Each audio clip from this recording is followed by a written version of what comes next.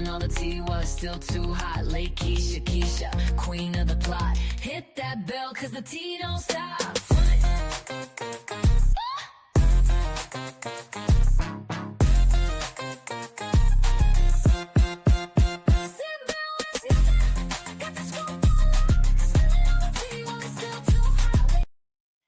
Guys, let's go ahead and jump into this video. If you guys are new to the channel, make sure you guys are subscribed. And also, if you guys are not following me on Instagram, Facebook, TikTok, and Snapchat, go ahead and follow me at Lakeysha Keysha. Now, also go over there on Twitch and follow me. I am creating a whole different community over there. Go ahead and follow me. I'm trying to get to 1,000. I think I'm at 50. Go ahead and follow. Now, let's jump into this messy mess. Now, I know some of y'all thought that it was all over, but it is not all over. In fact, Simon is pretty much objecting the final order to declare this divorce and allow the prenuptial agreement to be enforced. In fact, the order that was created maybe a week ago, let's get into it. What this order says is that Simon is objecting to the final order and he has no merit to do so. So what Porsha's attorney is doing, Porsha's attorney is pleading with the court and asks the court to not only reinforce the prenuptial agreement, but allow Porsha's attorney fees in the sum of over $200,000 to require and force Simon to pay her the $40,000 a month for the 14 months. And additionally, one of the stipulations that was in there, guys, and I kind of spoke on this, was that Simon got a life insurance policy and made Porsha the beneficiary of the amount that he is required to pay. And pretty much what that means, I guess, if he doesn't pay it, if he should pass away, she can get the money. But I was thinking about that. Even if he did add her, he can always get her taken off. So I don't understand that. But Porsha is trying to get some stability here, y'all. She wants the money and she wants it by any means necessary. So this is actually crazy to me because I'm like, girl, you want that money. So it just goes to show that Simon has to have some money, because I know y'all keep calling him a broke Nigerian, but he can't be this broke if she's going this hard, right?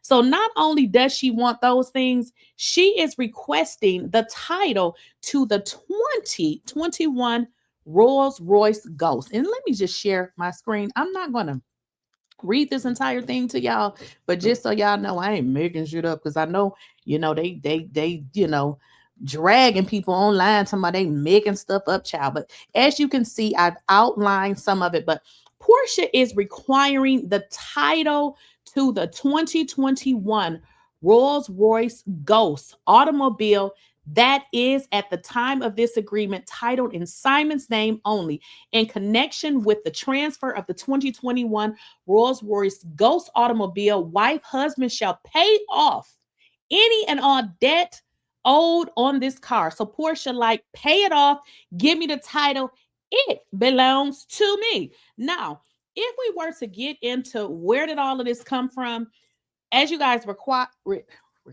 as you guys remember, I went to court and I recorded everything.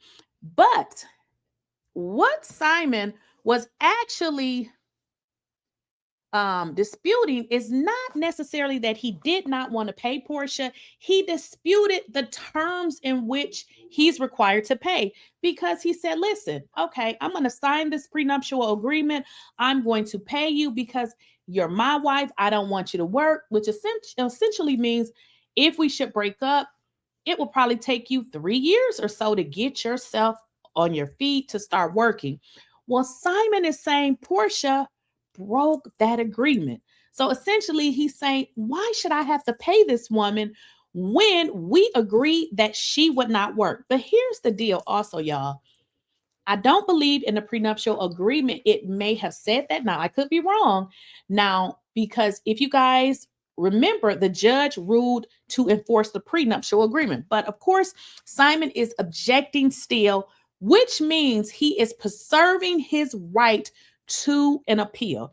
Now, for those of you that may have forgot, Let's get into some of the judge's last words. Include this in the feedback or ruling. At the onset, I mentioned that there's the pending motion to vacate, Judge. So I don't want to say that there are no other issues. I think that's contained within this. And the request I had made earlier is that the court looks at that pending motion to vacate the order if the court is going to enforce the prenuptial agreement. So that is pending. I did raise that at the beginning in my opening. Now, let me kind of touch on that for a moment. The judge enforcing the prenuptial agreement, part of the prenuptial agreement simply said that Porsha could not film in the house without Simon's permission. Like, this is what it says.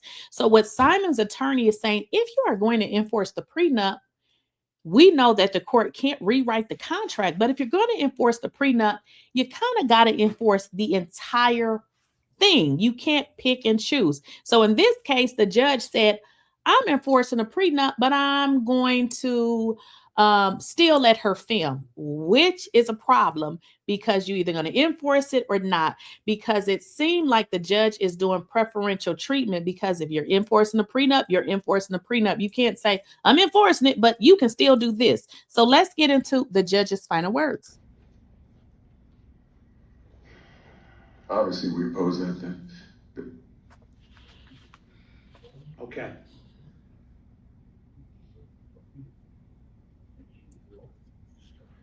Okay, I'll start with the conclusion first, and then I'll give you my findings of fact and some conclusions of law. I am going to enforce the prenuptial agreement. I'm going to grant the motion to enforce. So, Mr. Kessler, I'm going to have you write this proposed order, and the reason why I say write the proposed order, I've reviewed your proposed order, but there are some changes that I plan to make regarding it. And so first, I'd like to state that... So let me just stop there. So this is where the issue now is coming, because as you guys heard the judge, he has tasked Porsha's attorney with creating the order. Now, there are some discrepancies because it doesn't seem like Simon is liking some of the verbiage that he is putting in the order.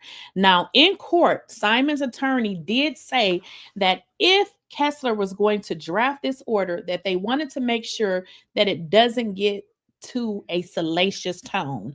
And what that means is, as you guys have heard Simon say over and over again, he is going to appeal until he can't appeal anymore. The court order matters because that is pretty much what the appellate court is going to look at. So if there is salacious, and it doesn't, I wouldn't even say that it's salacious. If there is information in there that's saying specific things happen in court, it may make it harder for him to actually get an appeal. As what's been said, we've been through quite a bit of testimony, especially if you're including under PACE and the testimony that was given during the discovery hearing and now the hearing today. We have really dug into this deeply. It's the issue regarding discovery was a novel issue. And an interesting one, and I'll say that both of the attorneys were very good and competent attorneys, and I will say that Ms. Ferry presented some very novel ideas and did her best as far as presenting creative arguments. But in the end, this was a very carefully negotiated prenuptial agreement, given the fact that this agreement was negotiated almost as long as the marriage. The agreement was negotiated for almost a year with very competent attorneys, and therefore there was no fraud, there was no duress. These are both competent parties. Mr. 𝐬𝐝𝐫𝐽𝐝, an accomplished business person who had hired very competent attorneys to do this. There were full disclosure of assets and liabilities, and it was not at all unreasonable. Getting to the material change in circumstances, I heard quite a bit of testimony regarding it, but I don't find there to be a material change in circumstances that's unfair to Mr. Guobadia, as I heard, his net worth of or his the 300 million and 297 million of it. 300 million. So essentially, Simon said that he lost income, or possibly, maybe that's not what he said, but what he did say is by him being basically forced out of the United States, he cannot run his businesses as he would normally do. Listen to what the judge had to say with regards to that. To Simcoe Petroleum, I just don't find it credible that, especially since he testified to the fact that he was able to run the company out of the country before the ICE incident. I don't find it credible that he was unable to, and I also don't see how, even if it were true, I don't see how $297 million just disappears in the ether over a matter of months. So the judge had a very interesting point to make, because what he said is, let's say you did lose money. We talking about 290 million, 300 million. That's a lot of damn smackaroo. So I can understand what this judge is saying. So the reason, so on the grounds of Simon's situation changing was grounds for him to be able to challenge this thing. But I have to say this, because I was there. In court, nobody really provided any evidence. And I'm going to be honest with y'all, I had never been to a court like that in my life. Like, nobody had anything that showed proof. Not even Porsha. She had a spreadsheet. Remember, we had the conversation about Porsha said that she paid child support. But during that time, she had nothing that said, hey, this amount was, Zelle to this woman, or just no real receipts. So what the judge is simply saying is, if you did lose the money, I don't believe you, and you have provided nothing to prove otherwise. With no way to recover any of that. There was testimony. Mr. Guobadia himself testified that he had let go either all or the majority of his employees, and I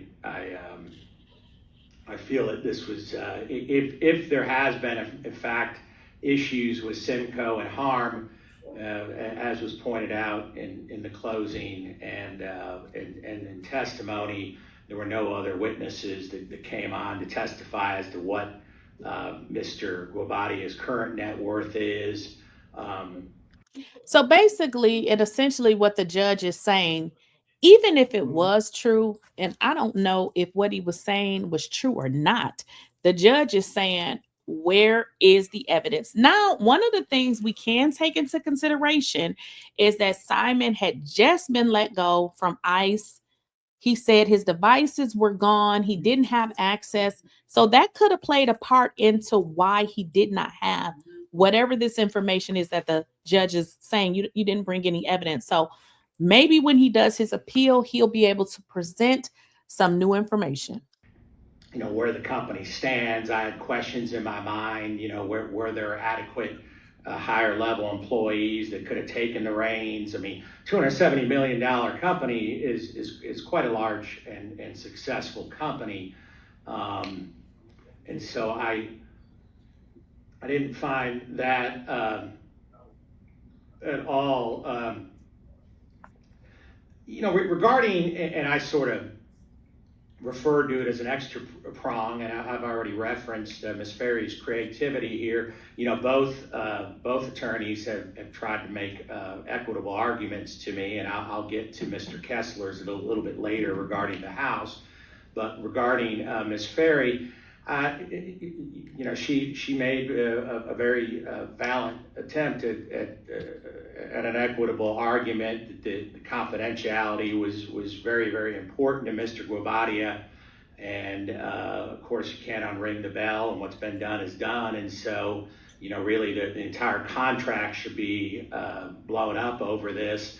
I'm not sure I find that. I went back and pondered that in my chambers at a break and considered that some even then, and considered it even and continue to consider it as testimony and argument was given.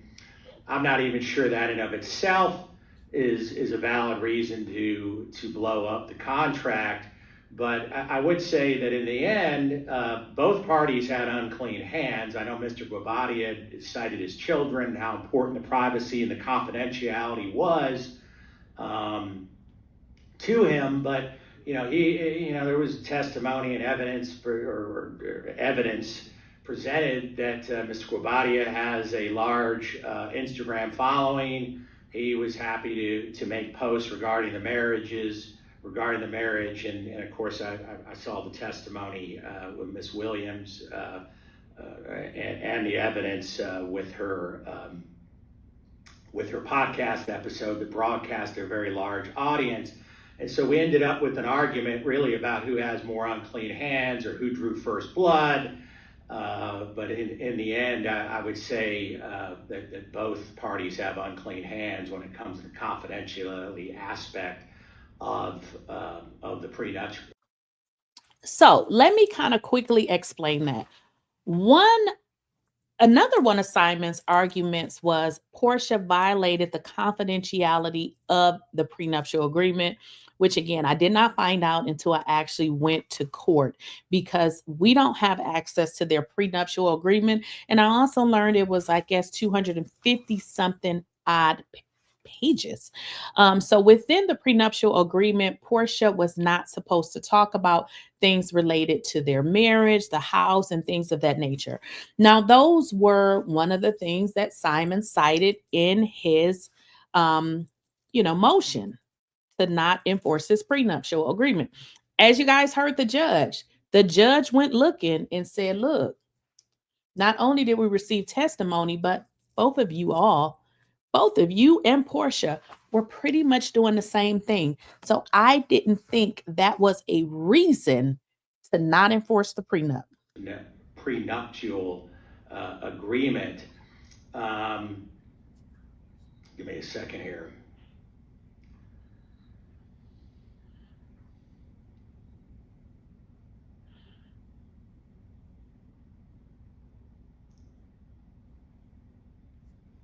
So, we have some issues regarding the house, and I've alluded to this already, Mr. Kessler, but this was a very carefully constructed agreement, very detailed, and I'm enforcing the prenuptial as it stands, and I know you've made an equity argument that why it should be transferred to Ms. Williams. I heard some testimonies, some conflicting testimonies over the expenses of the house, and I heard. Now, let's get into the conflicting testimony. And we kind of talked about this. Simon testified, I believe he said the expenses was about $50,000 per month, right? Porsha testified about 20 something, which were a huge difference. I mean, you're talking about 20,000, you're talking about 50,000. Now, for the people in the back who think they know everything, let's say the mortgage was 20,000. Let's just say it was. We know that it wasn't, but it would not be $30,000 of maintenance or $30,000 of water, gas, and electric. That's not it. So simply what the judge is saying, one person testified to 50, she said 20 something. There would be no way that house with all the expenses, I'm talking about gas, water, electric, taxes, insurance, and mortgage will be $20,000. I know that. I mean, you can do the math in your head, but the judge is saying, hey, I heard conflicting testimony in terms of the amounts per month. And again, remember Porsha said she paid it, but did not produce one receipt. In fact, she didn't even know what the amount was, which is very interesting because if you paid something, especially a significant amount, you gonna know how much that is. Now, I use my credit cards to pay stuff. I don't really remember little small amounts, But if I'm swiping my card to pay something, for me, like, $1,000, that's a lot, maybe even 500 too, whatever it is. I remember that. I don't remember little $20, $30, but we're talking about a significant amount. But she seemed to not remember. Did she really pay it? Some testimony regarding some missed mortgage payments, and in fairness to Mr. Guobadia, I feel like those missed mortgage payments were either 2 to 3 months. I tend to think it was 3 months, but that is the time that Mr. Guobadia was in an ICE detention center. And so I know there's concerns about Mr. Guobadia now not being in the United States and having few assets, and I get the inference as far as being able to attach judgments, but I do believe that a lot of that is speculative over what can happen in the future. I didn't see enough evidence regarding abuses on that front to try to buy into the equitable argument that I'm going to go in and change what I think is a very valid prenuptial agreement or partially enforce the prenuptial agreement. And so I'm going to let that stand the way exactly how it's written. There is an issue there. May I ask what that means, Your Honor? I'm sorry to interrupt, but as I understand the prenup, he was supposed to transfer to a trust. Well, I'm going to get to that, Mr. Kessler, and then what I'm going to do is once I'm done. So you guys kind of get the gist of it. If not, let me break it down for you. In order for Porsha to move forward with her purchase, because in all honesty, she would not be doing a refinance. A refinance is for someone that owns the property. So she would be doing a straight out purchase. She would be purchasing the home from Simon because he's the true owner. Now, in the prenup, what it says is essentially she would split the equity. So that could mean two things. She would take out either a home equity loan or she would borrow more than her loan amount, but she would essentially have to give him, 50% of the equity, which would be a loan that she would have to get. But let me make sure y'all understand something.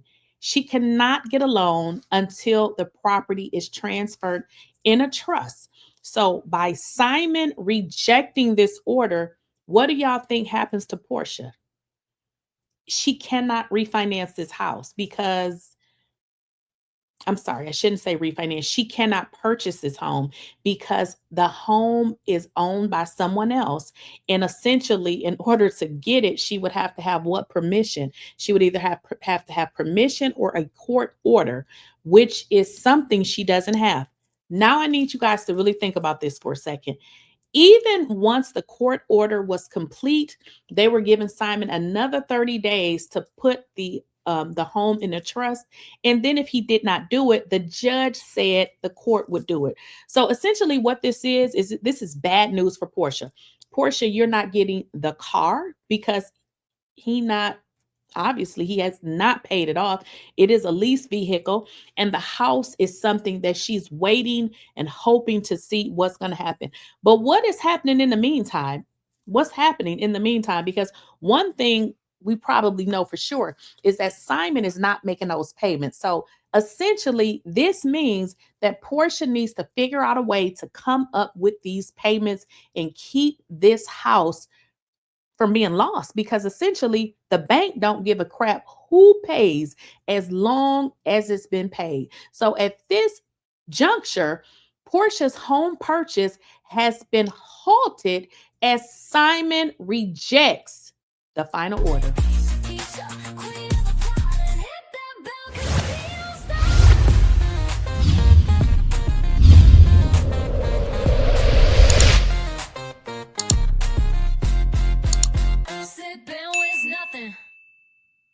You don't miss nothing, got the scoop on lock.